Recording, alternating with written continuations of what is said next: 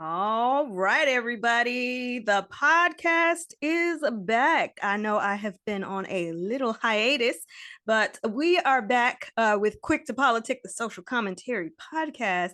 And as some of you may know from following my YouTube channel and all that fun stuff, I have gone a little tech crazy with the emergence of artificial intelligence. Tech is center focused in our lives more than ever. And so I have a very special guest.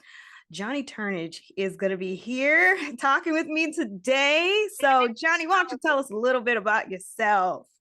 Oh man, oh man. Thank you for having me. Thank you for having me. Well, I'm Johnny. I'm from Detroit. I'm a tech founder of a company called EvenScore, which is an impact focused marketplace set of tools to help people use their voice, connect with others, and build community around their cause. And I'm also the creator of something called Black Tech Saturdays, which is, do you want me to run down all of that right now, or Oh how would my you like gosh. me Oh my to? gosh. I just want to interject and say Black Tech Saturdays is amazing. And I am eternally grateful to Johnnie for introducing me to Black Tech Saturdays because it is lit, it is a vibe, it is all the things. And so yes, tell us all about, Yes, that and keep running yes. down the list of everything that you and your lovely wife Alexa, who is my beauty guru, my beauty muse. Yes. So Yes. yes, tell us. Yeah. Well, one, I'll say Alexa is my co-founder in all things life. She's my co-founder for EvenScore, of course, co-creator for Black Tech Saturdays, and my wife and partner and just everything. Black Tech Saturdays is really like an infusion of where tech meets community organizing and really trying to create a space for us to see ourselves in tech. I have this like saying that I like learned back when I was a community organizer. You can't dream of what you haven't seen. And a part of what I notice when I look around the country at their tech ecosystems and what I see in Detroit, there is no space for Black people to see themselves in tech. And on your journey of going to become yourself, we have heroes, we have role models, we have people that we strive to be. If there's no one at home you can strive to be, you can go learn from, how can you get there? And as I see like this huge opportunity for Detroit to be this like the next great tech hub, I'm gonna keep saying it because till it happens. I see that as an opportunity for a Black tech renaissance, for us to envision ourselves in tech and go up with it. And as a whole, as we go up, the whole ecosystem goes up because there is something that's I think just inherent to just Black people, to our culture, and really just to Detroit. We give back. We always give back. And as I see this, I'm like, when we create a space where we're naturally giving and we're not in competition and we move out of abundance, that is how we move forward. So Black Tech Saturdays is me taking a step at leading by example, sharing what I have. And then my journey was hard trying to figure out tech. And even as I grow every day, I've gotten to this mindset that I should not be waiting until I get to where I'm going to start saying, here's how I did it. Because people who helped me early on, they didn't wait till they're like, all right, I'm a billionaire now. Now I'm going to share. They're like, here are my investor conversations. Here are some of how I did it. Here are the pitch competitions I went to. Here are the trip conferences I went. And I'm like, we need to do that and then just help each other with like that resources. And I've said it a couple times, but my background is in community organizing. I got started when I was 12, volunteering, and at 14, I was like leading get out the vote teams in Obama's election, and just like helping get out the vote. Grew up in the role in nonprofit. Then I jumped into some political organizing and labor organizing. But everything comes around to I know that when we bring people together, we can do a lot. And I've Right. had to bring people together in different spaces, different states around the country, and under very interesting circumstances. I'm like, what's not happening in the tech ecosystem, not only in Detroit, but around the country, is we are not being brought together with that mindset of lift as you climb, act in abundance, and share in a way that it doesn't matter who gets there first. It's just one of us has to get there so we can help the others. And that has to be how we do it. That is beautiful. That is beautiful. I love like everything about that. And it's just like you really do have to have like this each one teach one. And it has to Mhm. be about the spirit of collaboration.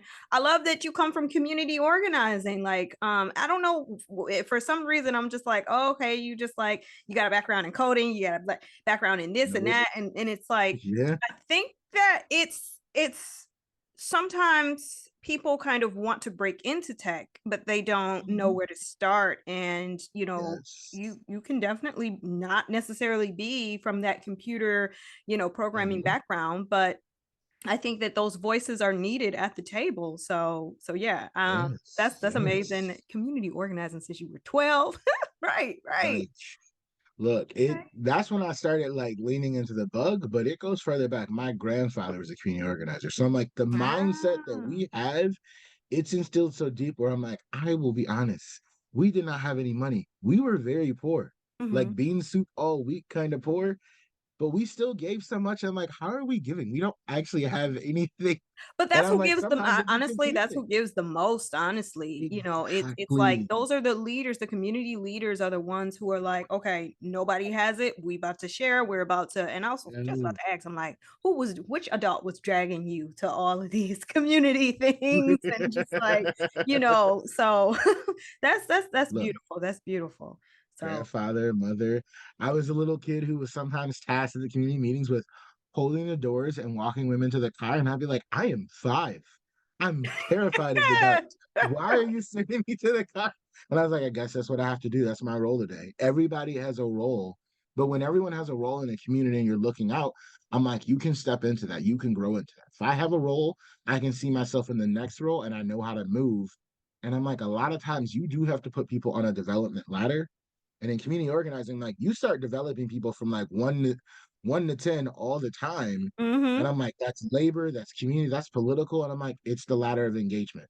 If we do that with tech, we can move somebody from I'm trying to figure out how where I am in tech to I have an idea to I'm developing a product to I'm starting a company to maybe I'm getting a job, I'm breaking into this space, or I'm at work, I have a really good idea. How do I pitch it to my boss and say, I think I could change this?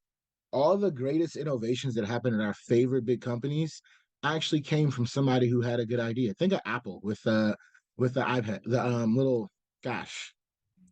The Oof, I'm thinking of what was the iPod. iPod? There we Yes, go. yes. And honestly, so Steve Jobs, everybody like, oh, he's a tech whiz, he's a genius. No, he actually had No, no he was a technical visionary. experience. He Just a was into visionary. topography and design, and like, he You dropped out of all of those design classes, but he wasn't look like a tech person.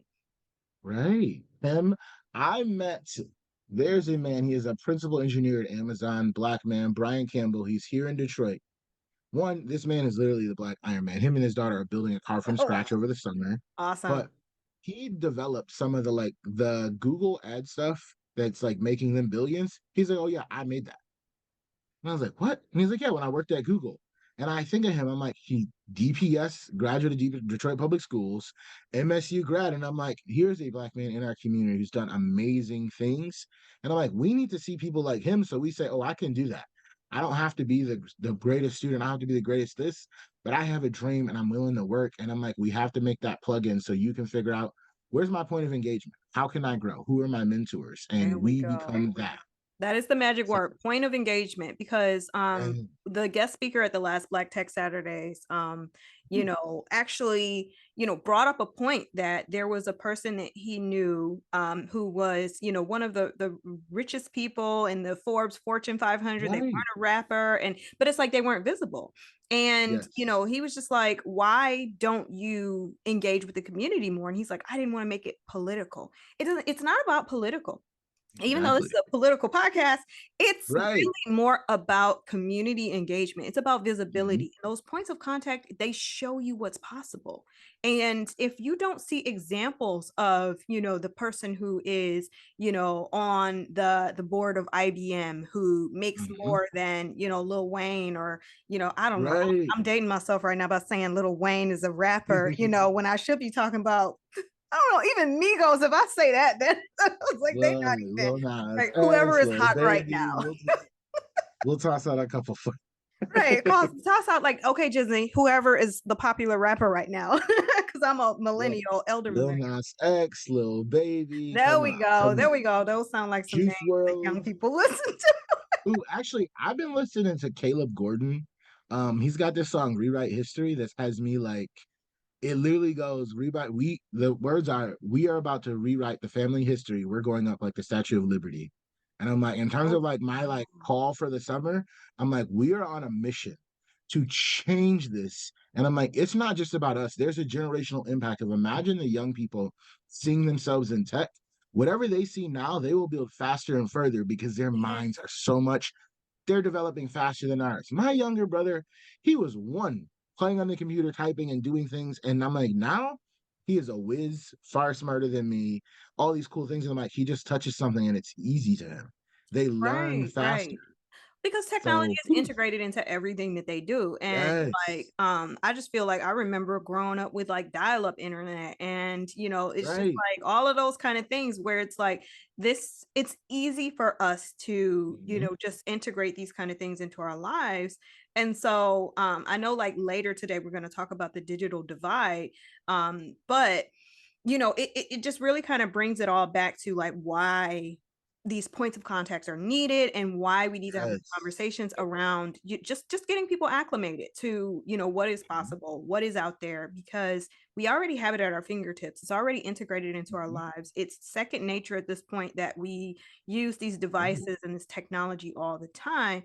But yet let's use it for the betterment of like society. Let's use that for Exactly. to create movements. And I think that, Gen Z and all of the generations that are like, younger than myself here are definitely on the cutting edge. And Johnny, what year were you born? I hate to ask people how old are you? I am 29. I was born in 93. I'm one of Okay. those people that flirts with like the cusp. I'm Cusp still a of millennial, but I'm on the cusp of that like interesting because Gen Z, are they 95s or 96s? 97. 97 is the Okay. beginning of Okay. Gen Z. So anybody born after 97, and We're Gen like like full Gen Gen Z. Z to millennial ends at just about that time. So Yeah, I guess I've been through so many of these generational workshops, and like there was one right, where right. like I felt like they introduced a new term and they're like the cuspers, and I'm like the people who are on the front three or the back three, and I'm like, because you do end up with these interesting traits, but I'm like, whenever we look at the generations like and how they perform, I'm like, it also has a lot to do with like economics and class and what you were exposed to. And that brings us back to like when you expose the next generation to new things, like how they react is based on their concept of what's available. All of Right. Gen Z's like worldviews are them basically rationalizing what they will and won't be able to do. So if we let people like rationalize, yo, you could change the world, you could solve all the problems, and here is how you start to focus that and use tools to do it. Like it's about scalability, not like what's possible. And tech lets you scale to say, well, I could do a million things at once if I figure out the tech to do it, because that's how it works. I'm like, it lets us like open our imaginations to say, what are we going to do about this climate? Climate justice is huge right now. Like, Right, right. And I think that, it becomes this thing where nobody, because you feel like you are limitless, you feel like you've never been introduced to the why you can't do something, then you have mhm, like a, limitless, you know, I don't know, just like a world of possibilities out there of like things you can do yes. and things that you can use tech to tackle these, issues with. And Mhm, whereas like somebody else might be like, oh, well, we've tried to solve climate change, but it's just like, we're innovating. Actually, I work with a mhm, lot of tech entrepreneurs, and one of them is a, just kind of water filtration technology that allows for like this nanotechnology to create clean water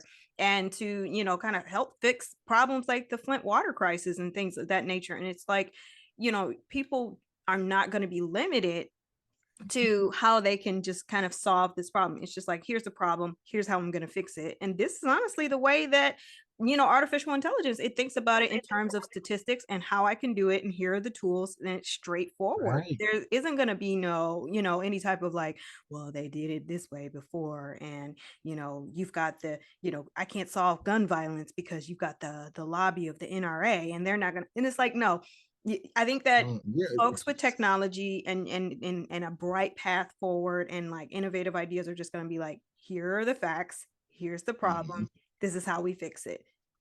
And it's like it's like, why is this hard for everybody else? And right. when you think about it, it makes sense. Yeah.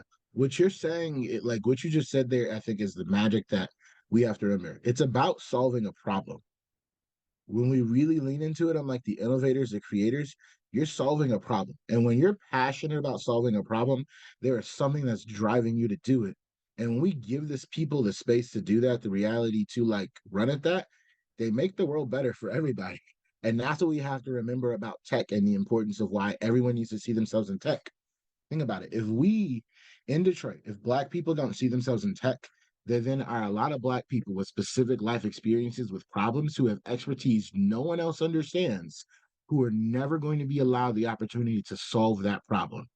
So the things we deal with as Detroiters, they're not going to be actively fixed because we don't ever have a seat in the table, and anyone who's doing it, they're coming out. Or when someone steps up and says they're going to do it, they don't get the community support rallying around them trying to solve that problem. You can only go as far as the support you have, your runway. I'm like, in order for all of that, you need the city saying, you know what? Ernestine has actually said she can figure out this climate change. What do we need to do to help her do that? And when we embrace that mentality of, I'm rooting for you to figure this out, so I'm going to give you every person I can. And I'm like, whether I have $5 or two people for you to talk to, I'm going to give it. Because the best I can do is give you everything you need to keep running at it. And I'm like, Right. we got to get back to embracing the ability. I'm like, we have to dream. That's how we got here. How did Right. cars get here? I'm like, somebody dreamed it up. Dream it up. Let the dreamers dream. But we as Black people in tech have to dream up.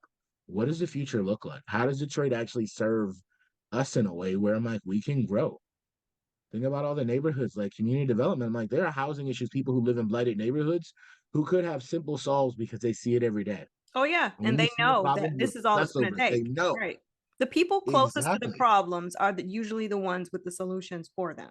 So, and Yes. you hit on something that was like it's like really really like I think essential to this is, you know, really, you know, it's just like, okay, you have this problem, and I think that tech is really good at it. Like, and when you think about like how a startup founder is, you know, they're raising funding, they're, you know, they're pitching their ideas to venture capitalists, they're raising series A or series B, and you know they have a minimum viable product, and then they raise this series of, you know, funds, and then they're able to go out and do all the things they said they were going to do.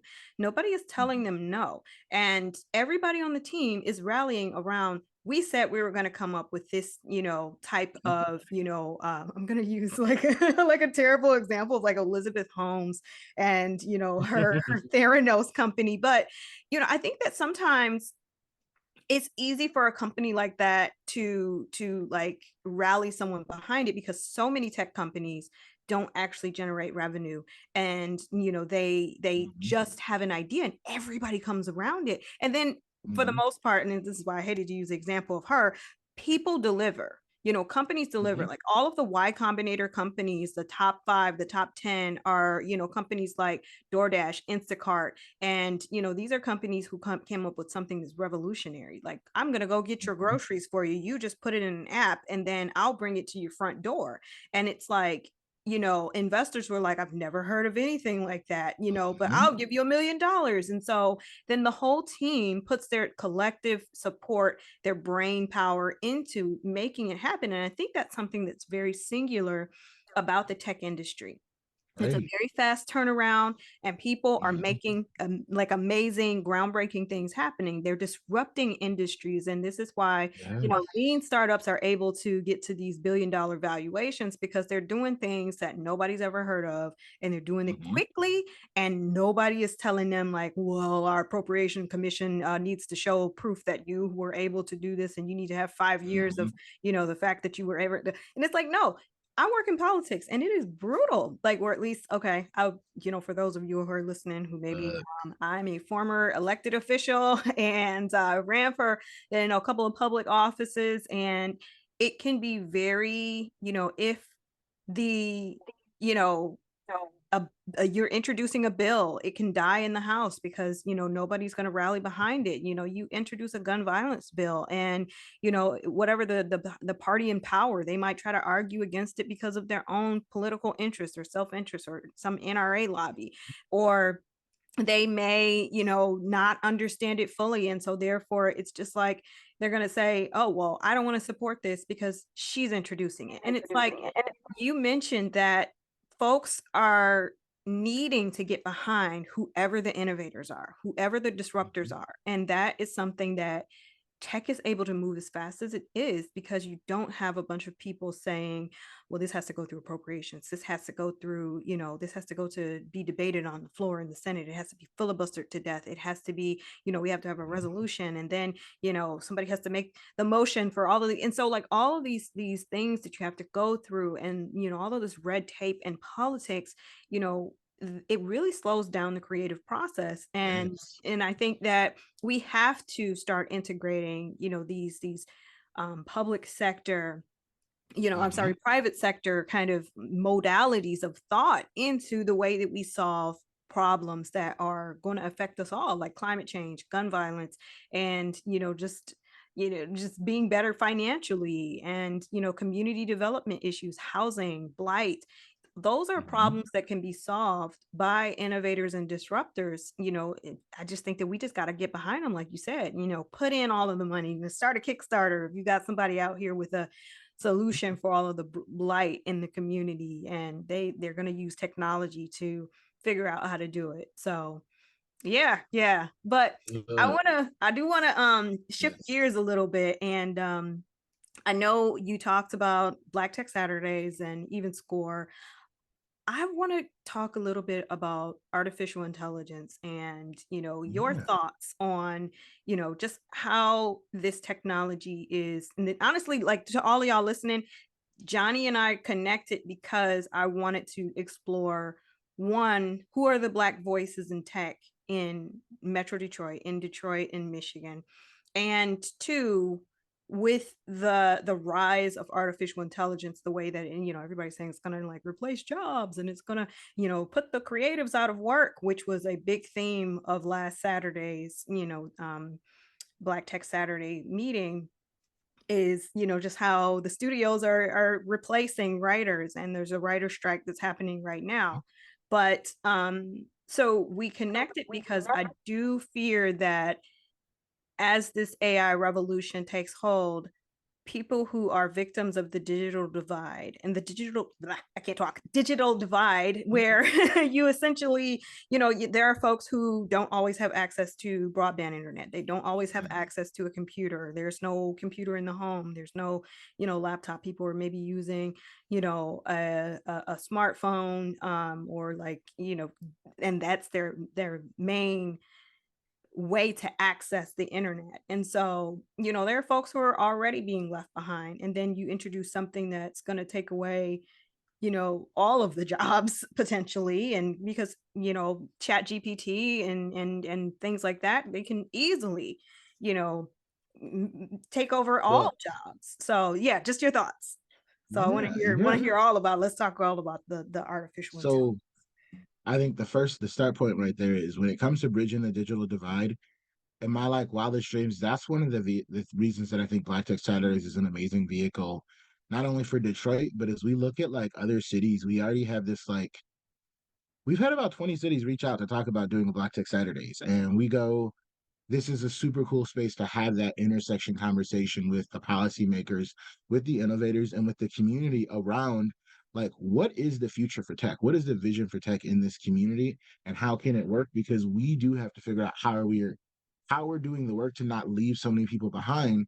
Because then we get to a place where I'm like, if innovation is cutting people out, we're not having the kind of impact we can have, which means we have to refigure out how we scale. We should never be satisfied with less than 100.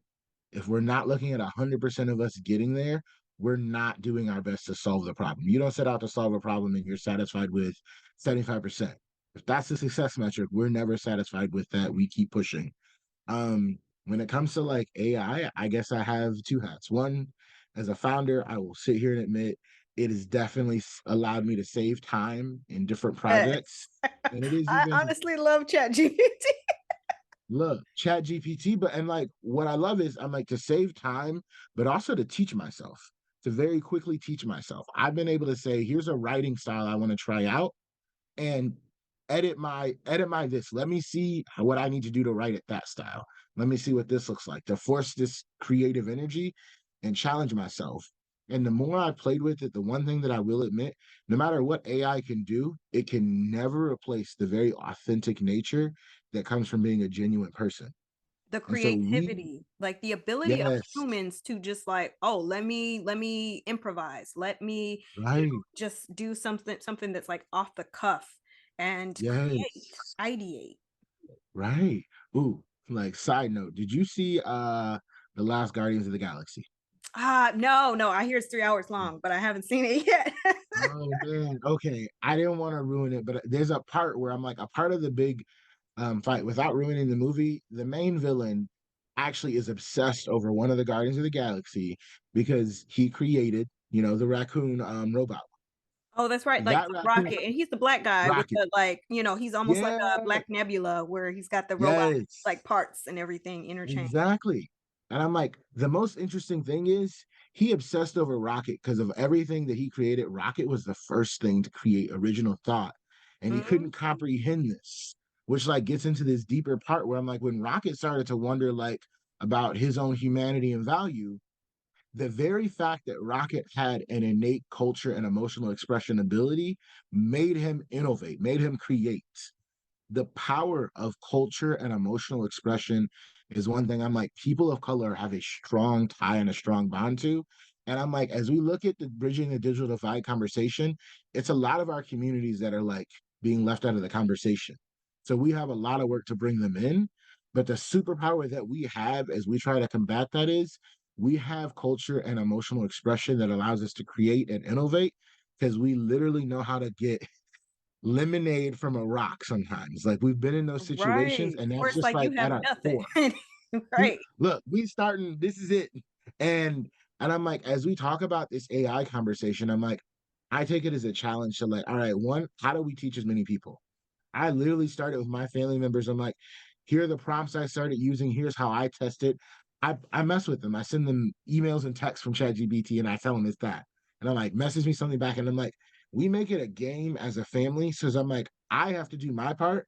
So that way in a few years, I'm not like, oh man, my parent, my in-laws, my mother, I'm like, as they get up there, I'm like, we have to make sure that they're in these conversations too.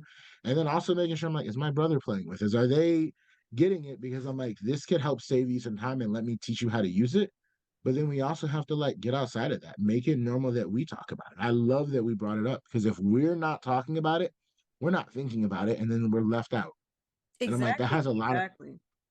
think about it. When we aren't like involved in something as a community, I'm like, we just get that gap. So we have to make it and then think about how cool we get with it. Think about how our creators will create with AI differently, like and make them more efficient. I met so many like black and brown writers who are using AI to do that. That's how I learned that writing happens.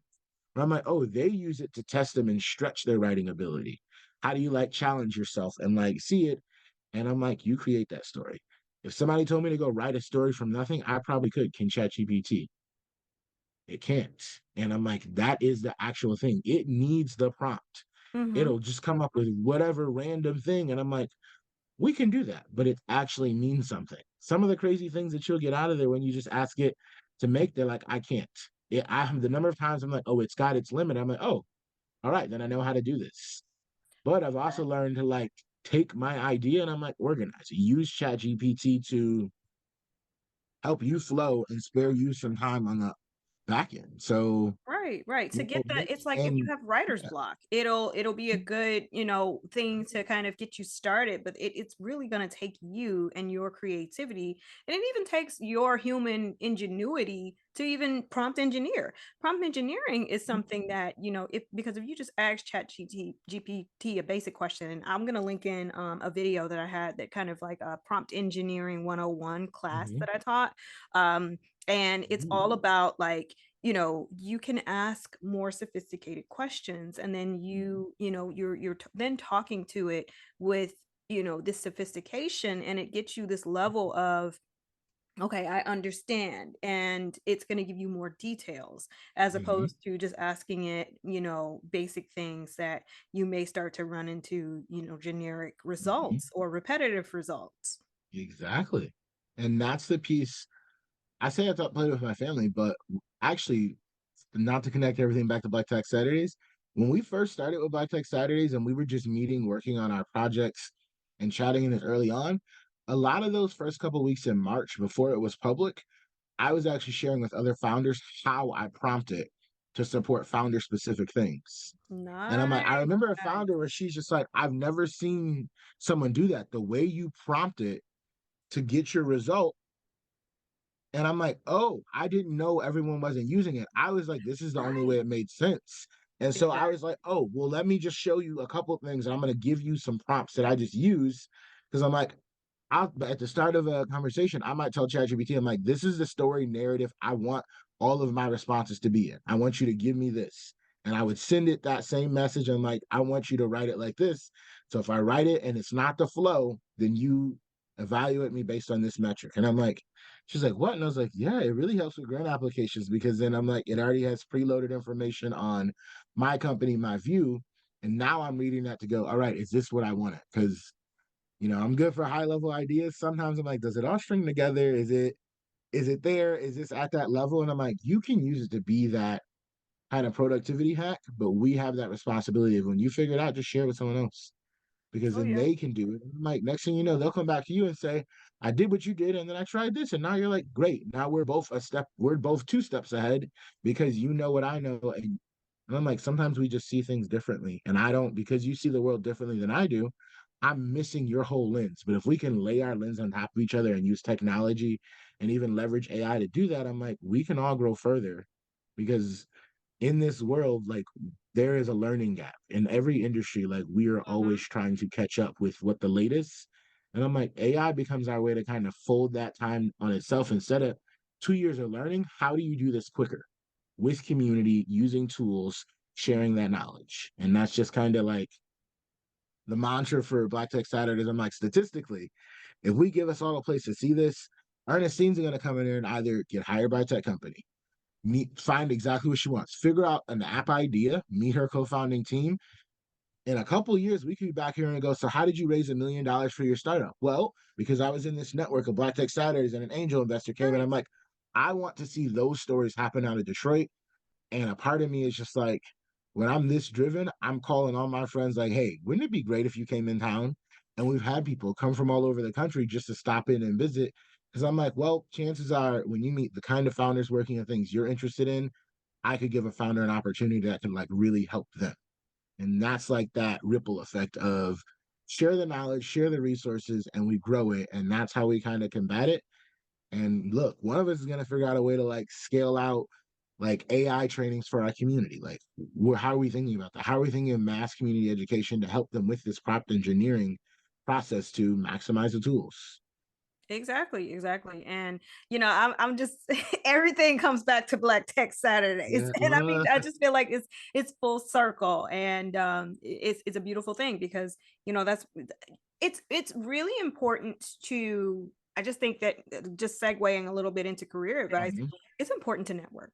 And networking is something that is very valuable because if you don't necessarily if I can't give my friend this information, then I'm going to refer her to my other acquaintance or my former coworker or this person I used to work for who is more knowledgeable. And so it's just like you gain so much from that. And I think that it really means something to have someone that just in person meet and you had a conversation, a sidebar conversation, and you had a meaningful connection with somebody where you got to know a little bit about their kids, you got to know a little bit about their hobbies.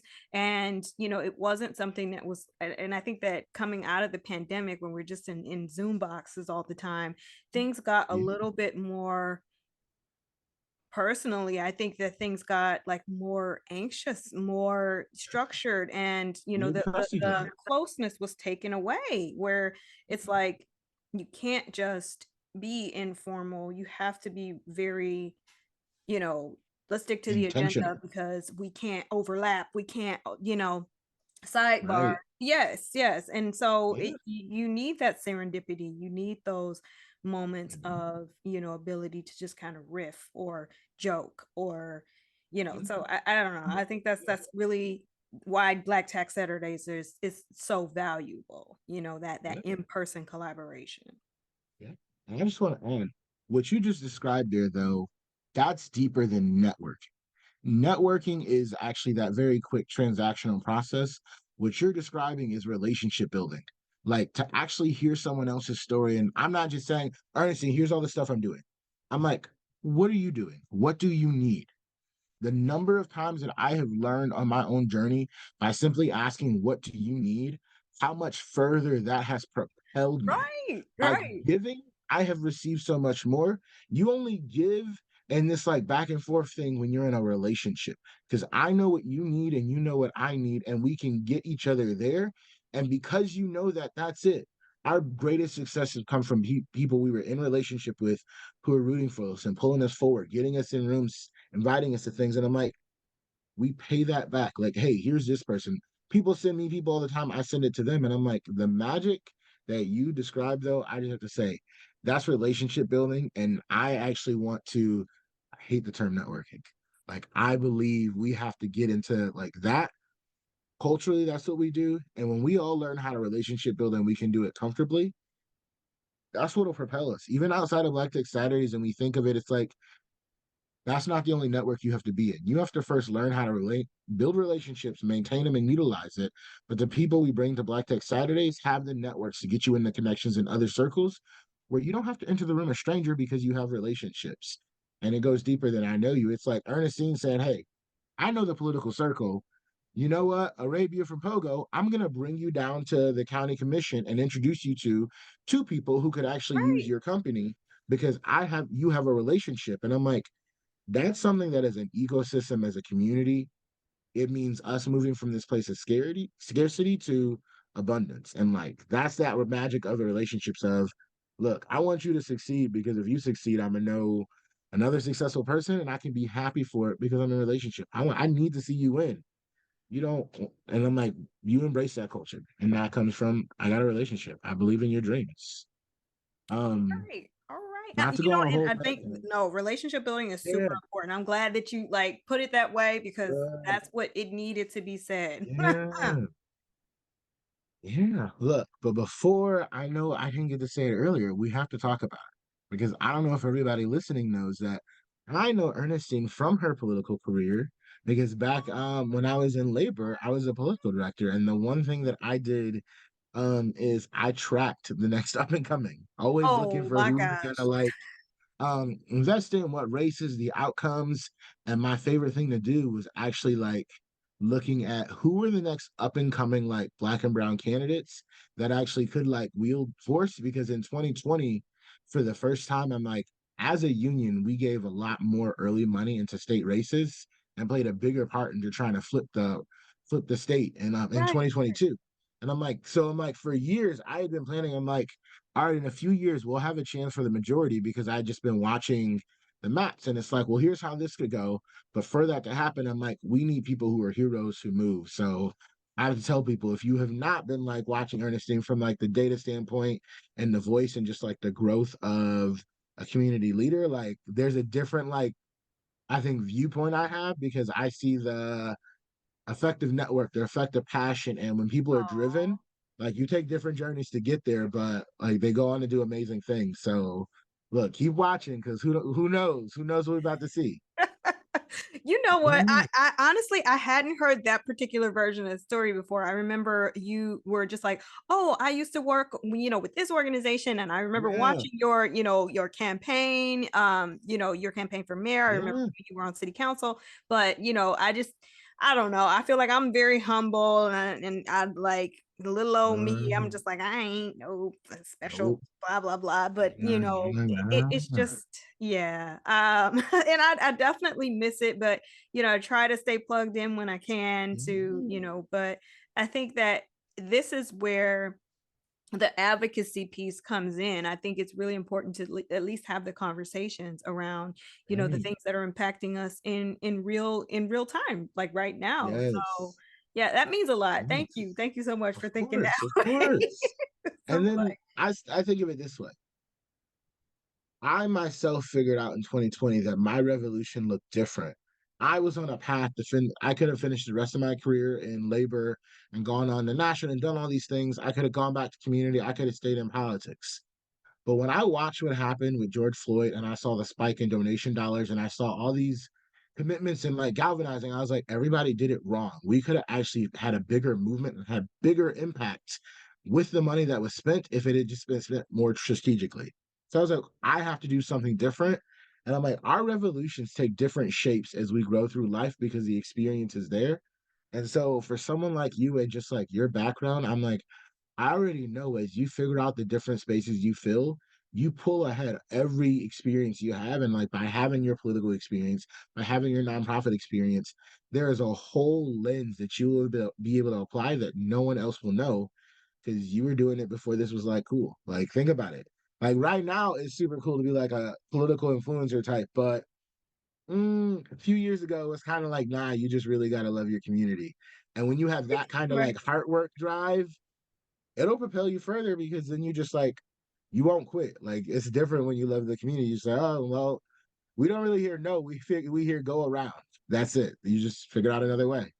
Right, right. So, So, and I think that's something that, I'd really like to, continue to mentor, yeah, folks who, just like politics can be tough. It can be like emotionally right. draining. I know I've been prepared to take a back seat to all of it for a little bit here, Yeah. because it can be a dirty place. It can Yeah. be, just kind of like very in your business and just like not about the Yeah. actual issues, but you know that's where you have to stick it out, and that's where you have to join forces with folks like you who are just like, hey, we all behind the scenes, we all trying to make things happen back here, Right. so that we can really move the needle forward on important things. And Right. I don't know. I just feel like it's too many issues out here, from like, housing insecurity to, Mhm. gun violence to like just like the way that tech and the economy are interrelated more now than Right. ever.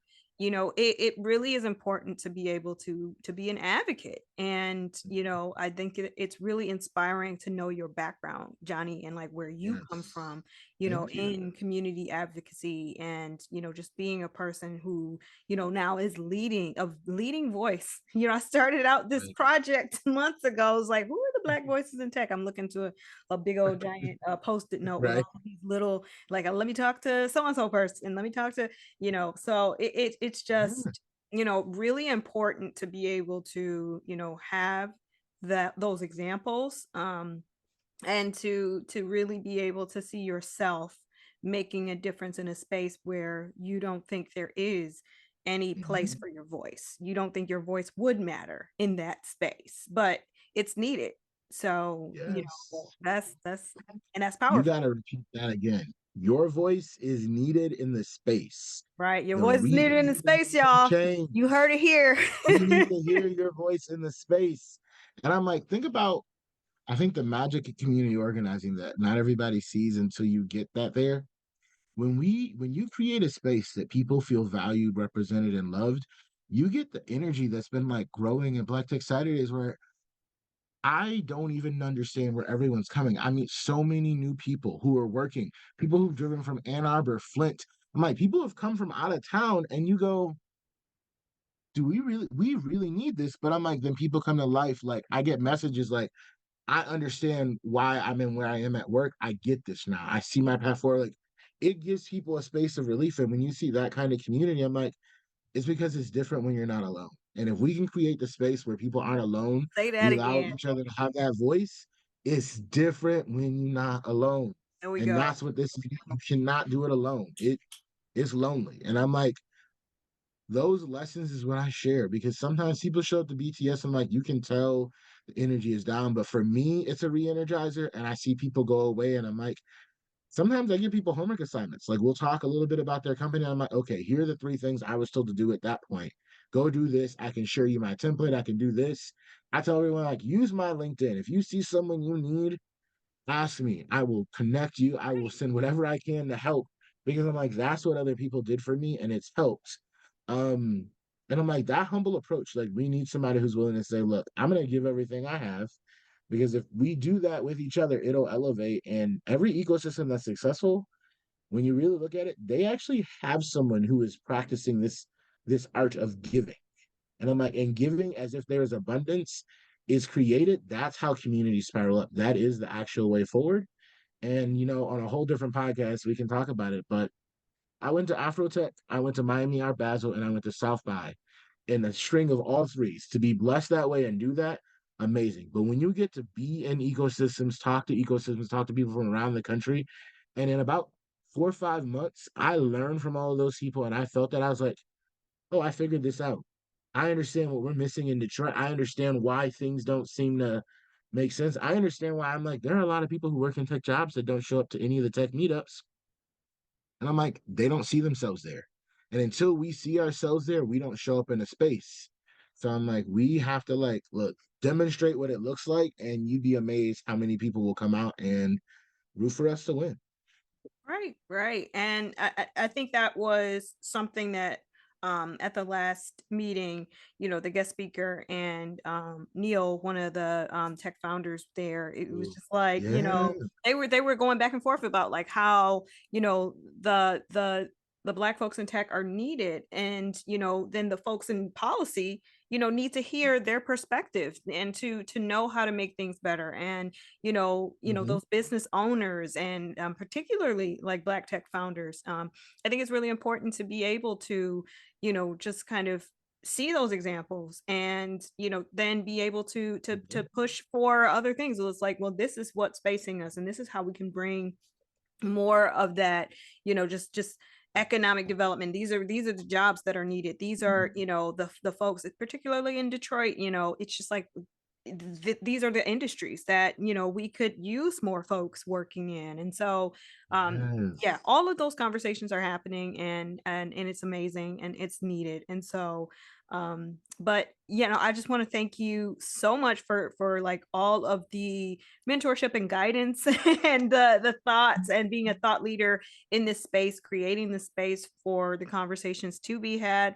in addition to just coming on the podcast and to Of like, and course. yes, yes, absolutely. So Yes. the podcast Look, is going wait, to be is there anybody available. you would like me to challenge to be on the next podcast episode? Like, who do you want to have? Anybody that I can help with? Oh my gosh. Oh wow. There's so many people. Yes. There's let's try to get Monica Do you know Sydney or Davis from cycling. Nix Code?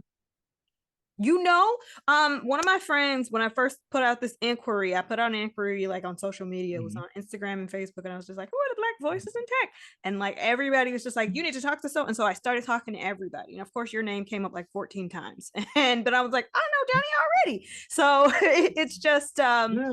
so that is one of the names. But Hmm. I think that let's also, a question I wanted to ask of Hmm. our political speaker who was Yeah. there last time, was a little bit more about like, let's create something where just the entrepreneurial ecosystem gets together, and let's create something where we can have just everybody who already works in tech, all of these voices. Let's create like a Detroit Y Combinator, and something that you can help launch these great disruptive ideas, Yes. because they are here.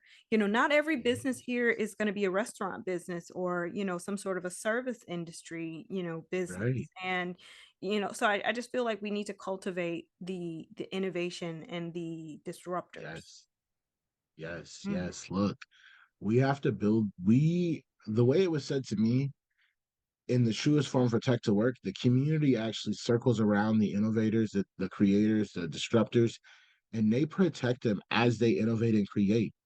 So I'm like, as you create, there needs to be this effort of, we give people the space to make mistakes and learn. And Mm-hmm. as they do that, they can share. And then you come back to this. I'm like, the interesting thing about entrepreneurship, the longer you last is really it. Like, it's not whether you can or can't. I'm like, can you last long enough to catch the traction you need to have the revenue? I'm like, it's all this measure of time, because eventually you will get there. So if we as community embrace this spirit of protecting that, I'm like, the people who have the biggest visions to go and solve the problem will get there. But sometimes we can't try to force them to solve it in a couple months, because that's what they have available to them.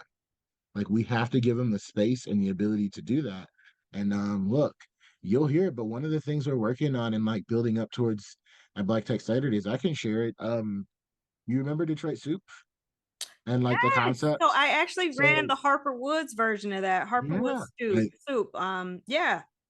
I remember. And so I like trying to court a couple different sponsors, but I actually want to have our own regular similar back in 2016 I worked with a team to create something called Pitch for a Purpose, where we allow companies to they basically applied and they took the door.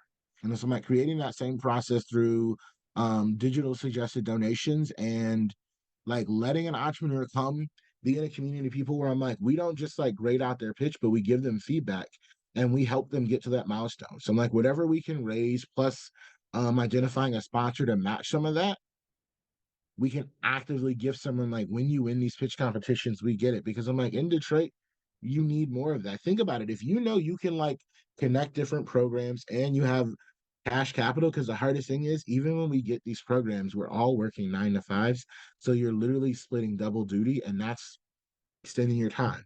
So giving you some capital to get some of the to get what you need or to have that space to run that gap where I'm like, we do clap. We do say, hey, here's a problem we're solving as an ecosystem, and we circle the trains and like build it. Because a part of what I want to do is I'm like, even before we get to the point of like an incubator, how do we model that idea of Ernestine has a great idea? Let's figure out what do we have to get her there. Is it an introduction? Is it a conversation? Hey, you know what? We could actually pilot it here. How do we pull you that so that way we can give you everything you need and have that support? Is it an advisor? Do you need a certain person from a company? How can one of us call? And I'm like, I want to model entrepreneurs being able to come and ask the community for what you need and having enough of a community where I'm like, a lot of my mentors are older Black males, former executives. I've been blessed to have a lot of senior talent like pouring into me. And I've been talking about where are their networks? Where are the other 60-year-olds who they've already worked their way to the top of a corporate ladder? They've retired, they've gone on, they're investing in a bunch of other things. I'm like, I need you in the room. I need you to hear these ideas because at some point you had the same dreams, but you weren't in a position to help like you are now. So Right. here's an opportunity for us to reverse that. And I'm like, we can invest in ourselves and give people the space to follow. And so I'm like, I am actively working where I'm like, we're going through this first phase of building community, sharing the resources to get entrepreneurs prepared at Black Tech Saturdays. And then it's like, all right, how do we actually like invest in then the honest like creation of these innovators and model it. And I'm like doing a lot of community organizers where I'm like we build a table of people who care enough about this and like support it to just do this and just pick a couple people. Like, all right, we got 3 ideas. We're gonna do some time and we're going to circle them around community. You have an idea, Ernestine. Here's this company that will give you a grant. Here's this. Here are the developers that you have because you've been talking to them at Black Tech Saturdays. They can chart you a path to build it free.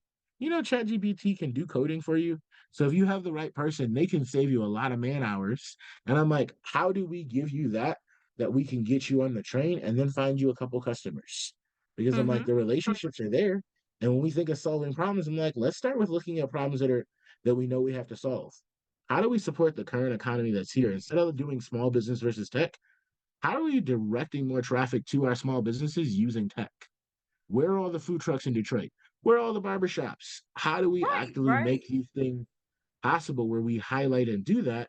But I'm like, and to an extent, we start with first embracing our local economy and like use tech to like drive it. Cause some of it's I'm like, it's just confusing. You can't find it all and you don't always have the time. So even when you want food, I'm like, is it on DoorDash? What are you doing to do it? And I'm like, when you do that, you make it mappable. So I'm with you, big dreams, but I am like, as I am, I say it all the time.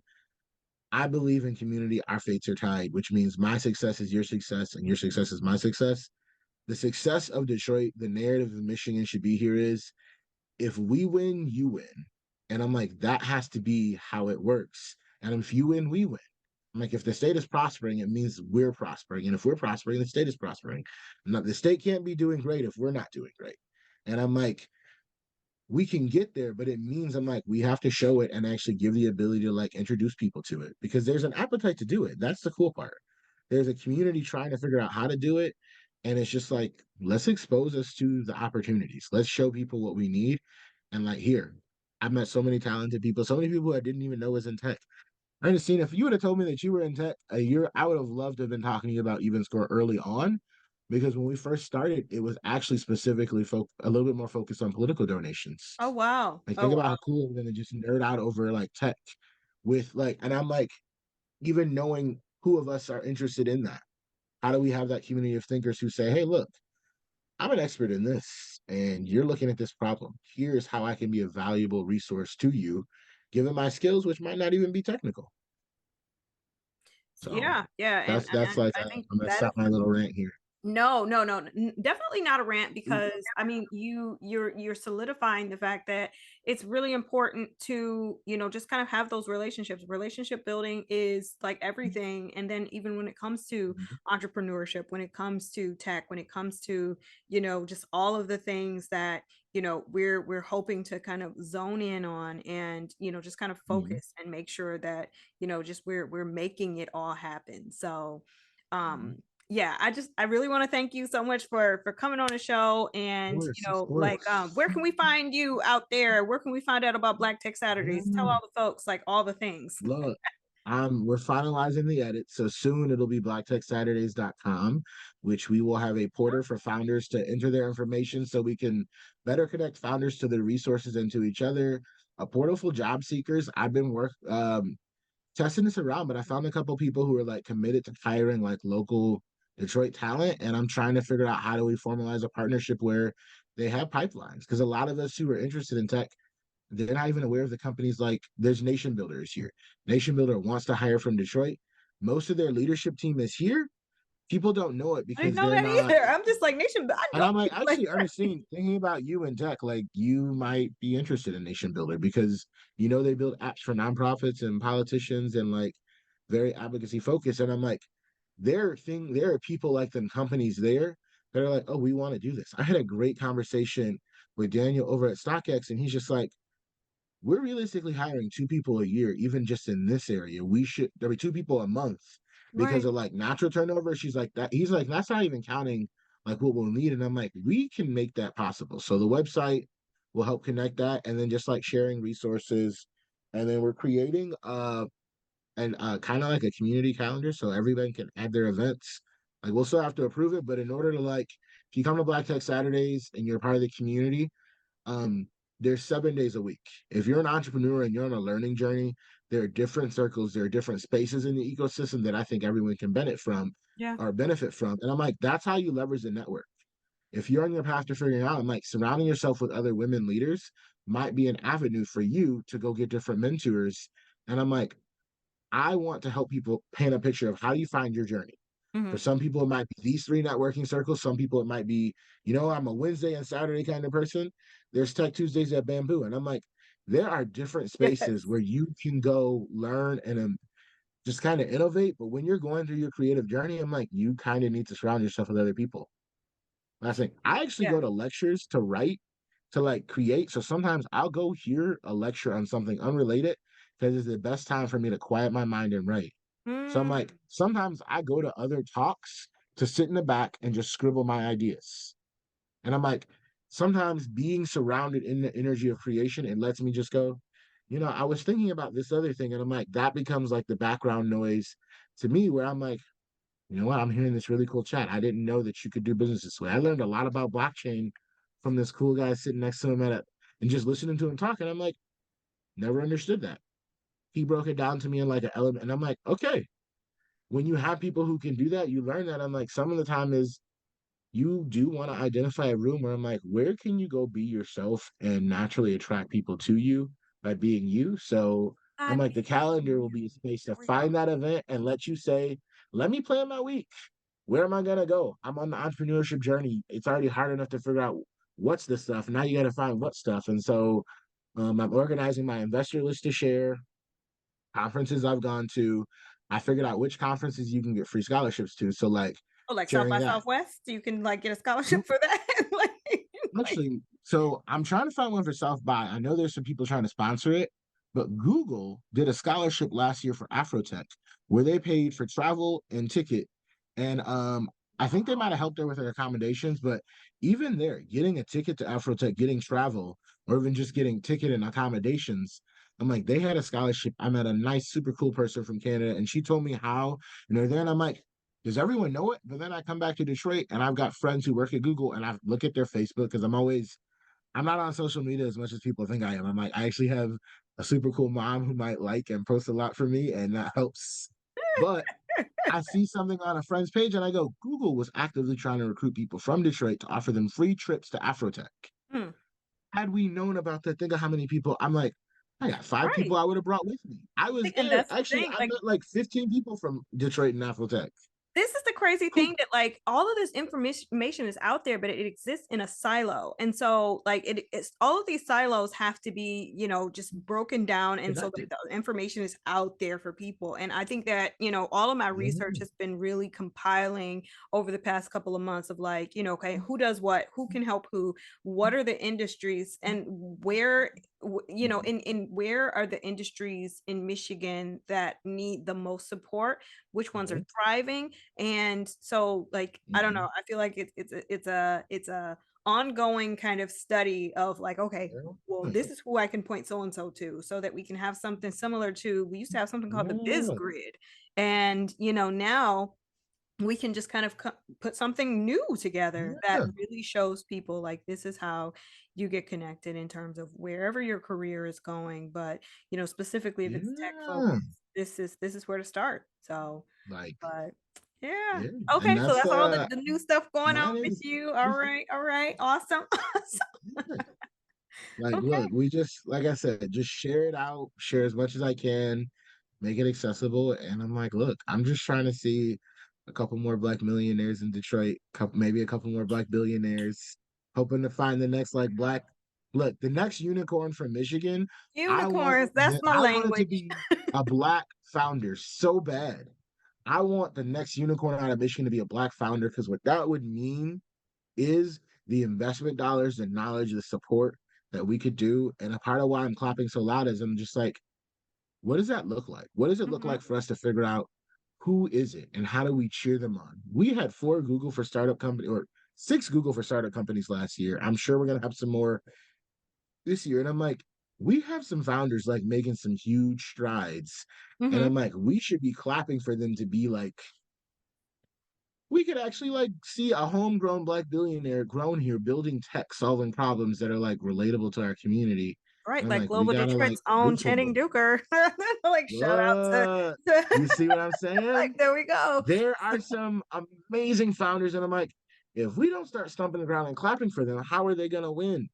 You can't win if your hometown's not rooting for you.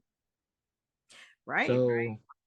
Uh-huh. look, we root for the Lions every week. We can root for our They don't founders to win. win. I don't even follow sports and I know they don't win. But See? we can root for people who, definitely have that potential. But Yeah. so that's this week's episode of Yeah. Quick to Politic. And remember to like, comment, and subscribe if you're watching online via the Facebook, the Instagrams, and the and YouTube. And in addition, you can stream the podcast on wherever podcast streaming is happening. I'm on Apple, Spotify, and all of the podcast places. And so this has definitely been a great conversation with Johnnie Turnage. You guys go follow him, go follow Black Tech Saturdays. And thank you guys so much. And we are out.